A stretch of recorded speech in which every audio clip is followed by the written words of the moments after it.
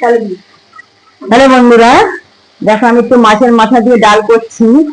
মাথাগুলো ভেজে এবার দেখো একটু শুকনো লঙ্কা দিচ্ছি। শুকনো লঙ্কাটা একটু ভাজা হোক, একটু ভাজা ভাজা হলে একটু জিরে দিলাম,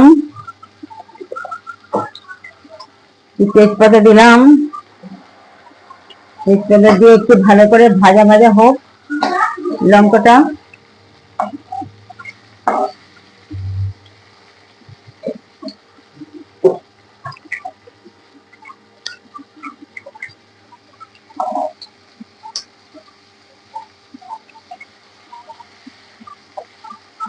মাছের মাথা দিয়ে মুগ ডাল আর আলু চিপস বা ধরো আলু ভাজা বা বেগুন ভাজা, মাছের মাথার সাথে ডালের সাথে যে কোনো ভাজাই খুব ভালো চলে। লঙ্কাগুলো হয়ে গেছে, এবার একটু আদা বাটা দেবো।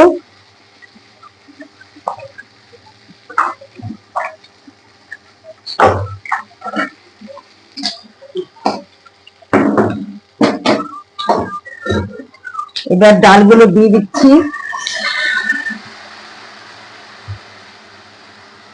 জল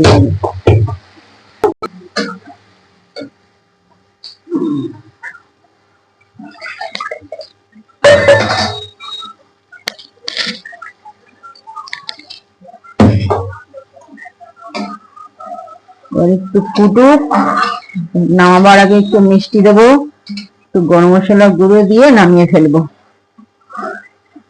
মাছের মাথা দিয়ে ডাল হয়ে গেল।